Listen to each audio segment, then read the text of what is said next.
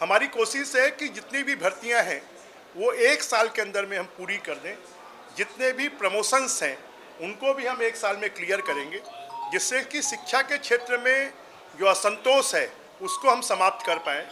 जो कॉलेज के बच्चे हैं और ग्रामीण क्षेत्रों में रहते हैं, जिनको आने जाने में परेशानी होती है, उनको 6,000 रुपये साल का उनको हम ट्रैवल अलाउंस देंगे। एक इसके पीछे बड़ा उद्देश्य है कि बहुत सारी ऐसी शक्तियां जो विदेशी धन के आधार पर छत्तीसगढ़ की डेमोग्राफी को, छत्तीसगढ़ की इकोलॉजी को बर्बाद करने की कोशिश कर रही हैं और लोभ लालच के माध्यम से बिना शासन को सूचना दिए धर्म परिवर्तन करवा लेते हैं और उसके कारण विवाद पैदा होता है, उसके कारण समाज में विद्वेष पैदा होता है।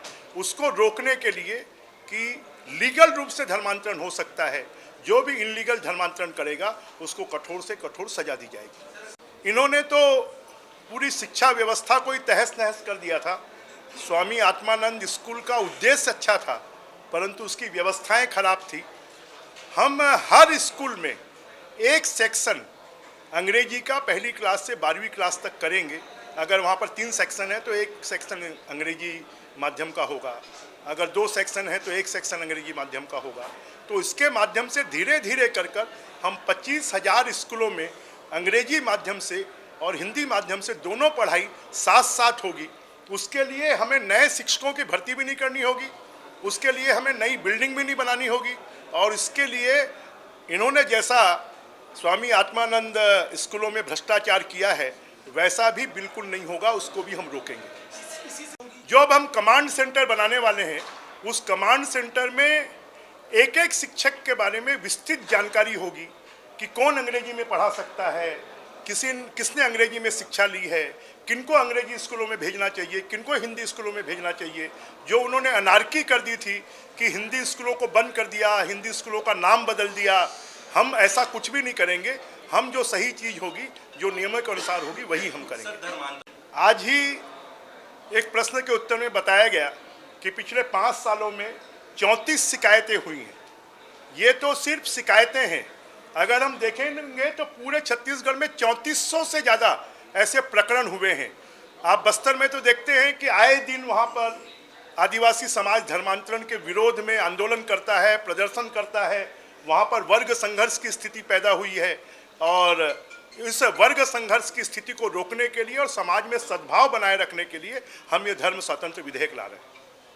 हम इसी सत्र में छत्तीसगढ़ में धर्मांतरण रोकने के लिए धर्म स्वतंत्र विधेयक लाएंगे। हम इसी सत्र में राजिम पुन्नी मेले को फिर से राजिम कुंभकल्प मेला बनाने के लिए संकल्प लाएंगे। हम छत्तीसगढ़ की पुरातत्व, छत्तीसगढ़ की संस्कृति, छत्तीसगढ़ के पर्यटन, इसको बढ़ाने के लिए जो राम वनगमन पथ है, जो पांच शक्ति स्थल हैं और यहाँ के सिरपुर है, यहाँ का रतनपुर है, यहाँ की दंतेवाड़ा माई है, इनके सबके चंद्रपुर है, इनके विकास के लिए पूरा एक कॉरिडोर का निर्माण करेंगे। और राजिम में जो मंदिर है उस मंदिर को भी एक कॉरिडोर के रूप में विकसित करेंगे।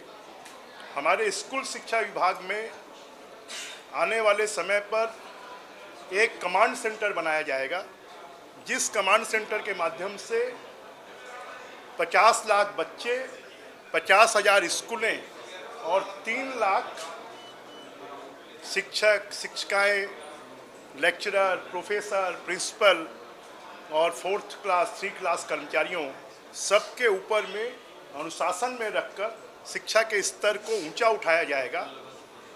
और हर स्कूल में जो पहला पीरियड होगा, वो चाहे प्राइवेट स्कूल हो चाहे वो सरकारी स्कूल हो, हर स्कूल में पहला पीरियड योग, प्राणायाम, अध्यात्म और देशभक्ति के कार्यक्रमों से शुरुआत होगी।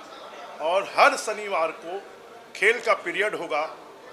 हमारे जो कॉलेज हैं उन सभी कॉलेजों में नए विषय खोलने के साथ साथ हमने लगभग 30 नए स्नातकोत्तर विषय, 20 नए स्नातक विषय और साथ में 20 कॉलेजों की बिल्डिंग बनाने का और 10 स्कूलों में अतिरिक्त कक्ष बनाने का और बाउंड्री वॉल बनाने का और छात्रावास बनाने का भी हमने बजट में प्रोविज़न किया है।